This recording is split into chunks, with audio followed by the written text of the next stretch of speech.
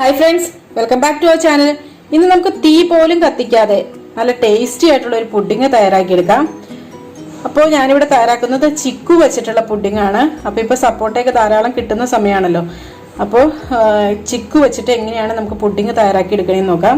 അപ്പോൾ അതിന് വേണ്ടിയിട്ട് ഞാനിവിടെ ജലാറ്റിനാണ് കേട്ടോ യൂസ് ചെയ്യണത്. അപ്പോൾ ജലാറ്റിൻ ഒരു 4 ടീസ്പൂൺ ജലാറ്റിൻ ഒരു ബൗളിലായിട്ട് ഇട്ട് കൊടുത്തിട്ടുണ്ട്. ഇനി ഇതിലേക്ക് ഒരു 1/2 കപ്പ് നല്ല തിളച്ച വെള്ളമാണ് ഒഴിച്ചു കൊടുക്കുന്നത്. ഈ ജലാറ്റിൻ ഒന്ന് മെൽറ്റ് ആവാൻ വേണ്ടിയിട്ടാണ് ഇങ്ങനെ ഒഴിച്ചു കൊടുക്കുന്നത്. അപ്പോൾ ഇനി ഇത് മാറ്റി വെക്കാം. ഒരു 5 മിനിറ്റ് വേണ്ടി വരും ഇത് മെൽറ്റായി കിട്ടാനായിട്ട്. ഇനി ഇതിലേക്ക് വേണ്ട ചിക്കു ഒക്കെ ഒന്ന് തൊലിയൊക്കെ കളഞ്ഞ് അതിൻ്റെ കുരുവൊക്കെ എടുത്ത് മാറ്റിയതിന് ശേഷം അരിഞ്ഞെടുക്കാം. ഞാനിവിടെ 6 സപ്പോട്ടയാണ് എടുത്തിരിക്കുന്നത്. ഇനി ഈ 6 സപ്പോട്ടയിൽ നിന്നും ഒരു സപ്പോട്ട ഒരു മിക്സിയുടെ ജാറിലേക്ക് ഇട്ട് കൊടുക്കാം. എന്നിട്ട് ഇതിലേക്ക് ആ പാലിൻ്റെ പകുതിയും കൂടെ ഒഴിച്ചു കൊടുക്കാം. അതായത് 250 ml പാലും കൂടെ ഒഴിച്ചു കൊടുക്കാം. പിന്നെ ഈ ജലാറ്റിൻ്റെയും പകുതി ഇതിനകത്തേക്ക് ചേർത്ത് കൊടുക്കാം. അതായത് ഒരു 1/4 കപ്പ് ഇതിനകത്തേക്ക് ചേർത്തിട്ടുണ്ട്. ഇനി ഇതിലേക്ക് പഞ്ചസാര ചേർത്ത് കൊടുക്കാം. അപ്പോൾ ഞാനിവിടെ ഒരു 3 ടേബിൾ സ്പൂൺ പഞ്ചസാര ചേർക്കുന്നുണ്ട്. പിന്നെ ഒരു 1/2 ടീസ്പൂൺ വാനില എസൻസ് കൂടി ചേർത്ത് കൊടുക്കുന്നുണ്ട് കേട്ടോ. ഇനി ഇത് മൂടി വെച്ച് നല്ലപോലെ ഒന്ന് അടിച്ചെടുക്കാം. അപ്പോൾ ഇനി ഇതൊരു പുഡിംഗ് ട്രേയിലിട്ട് ഒഴിച്ചു കൊടുക്കാം. ഇതൊന്ന് സെറ്റ് ആവാനായിട്ട് കുറച്ച് നേരത്തേക്ക് ഒന്ന് ഫ്രീസറിലേക്ക് വെക്കാം. അപ്പോൾ ഇതാ 5 ചിക്കും ഈ മിക്സിയുടെ ജാറിലേക്ക് ഇട്ട് കൊടുത്തിട്ടുണ്ട്. ഇനി ഒരു കപ്പ് പാൽ ഒഴിച്ചു കൊടുക്കാം. പിന്നെ ഇതിലേക്ക് ആ 1/4 കപ്പ് ജലാറ്റിൻ കൂടി ഒഴിച്ചു കൊടുക്കാം. പിന്നെ ഇതിനകത്തേക്ക് ഒരു 3 ടേബിൾ സ്പൂൺ പഞ്ചസാര ഇട്ട് കൊടുക്കാം. ഇതിനകത്ത് വാനില ഒന്നും ചേർക്കുന്നില്ല, കാരണം ഇതിന്റെ ഒരു ഫ്ലേവർ മതി എന്ന് വിചാരിച്ചിട്ടാണ്. അപ്പോൾ ഇനി ഇതൊന്ന് നന്നായിട്ടൊന്ന് അടിച്ചെടുക്കാം.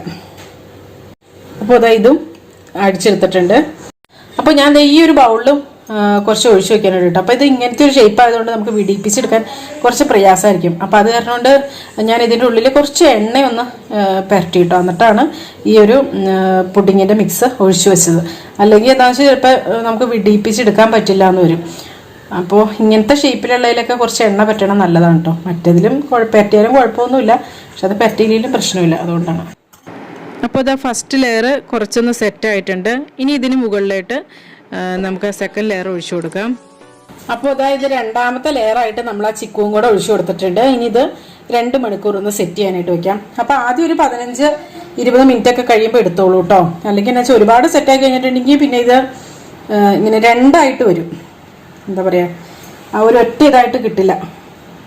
ഇതപ്പോൾ നമ്മുടെ പുഡിങ് റെഡി ആയിട്ടുണ്ട്. 4 സൈഡും ഇതുപോലൊരു കത്തി എന്തെങ്കിലും ഉപയോഗിച്ചൊന്ന് വിടിയിപ്പിച്ച് കൊടുത്തതിന് ശേഷം നമുക്കിത് മറ്റൊരു പാത്രത്തിലിട്ട് കൊട്ടിയിടാം. അപ്പോൾ ഇതങ്ങനെ നല്ല ടേസ്റ്റി ആയിട്ടുള്ള സപ്പോട്ട പുഡിംഗ് റെഡി ആയിട്ടുണ്ട്. അപ്പോൾ ഇനി ഈ പുഡിങ്ങിന് മുകളിൽ കുറച്ച് ചെറി വെച്ചൊന്ന്, അതായത് ചെറി പകുതിയായിട്ടൊന്ന് കട്ട് ചെയ്തതിന് ശേഷം ഈ പുഡിങ്ങിന് മുകളിൽ വെച്ചൊന്ന് ഗാർണിഷ് ചെയ്തെടുക്കാം. അതുപോലെ ഇപ്പുറത്ത് വേറൊരു ചെറിയൊരു ബൗളിൽ ഉണ്ടാക്കിയെടുത്തില്ലായിരുന്നു, ആ പുഡിങ്ങാണിത്. അപ്പോൾ അതിൻ്റെ മുകളിലും കുറച്ച് ചെറിയും അതുപോലെ തന്നെ കുറച്ച് ഷുഗറിൻ്റെ ഒരു ലവ് ഷേപ്പിലുള്ള ഒരു സംഭവങ്ങളായിരുന്നു കേക്കിൻ്റെയൊക്കെ മുകളിൽ വെച്ച് നമ്മൾ ഡെക്കറേറ്റ് ചെയ്യില്ല, അതാണ്. അപ്പോൾ അത് വെച്ചിട്ടൊന്ന് ഡെക്കറേറ്റ് ചെയ്തിട്ടുണ്ട്. അപ്പോൾ ഇതെല്ലാവരും ഒന്ന് ട്രൈ ചെയ്ത് നോക്കുക. എന്നിട്ട് നിങ്ങളുടെ അഭിപ്രായങ്ങളും നിർദ്ദേശങ്ങളും ഒക്കെ കമൻസിലൂടെ അറിയിക്കാം. കുട്ടികൾക്കൊക്കെ വളരെയധികം ഇഷ്ടപ്പെടുന്ന ഒരു പുഡിങ്ങാണിത്. അപ്പോൾ നല്ലൊരു റെസിപ്പിയുമായി വീണ്ടും കാണാം. എല്ലാവർക്കും നല്ലൊരു ദിവസം ആശംസിക്കുന്നു. Thank you for watching Aisha's creations.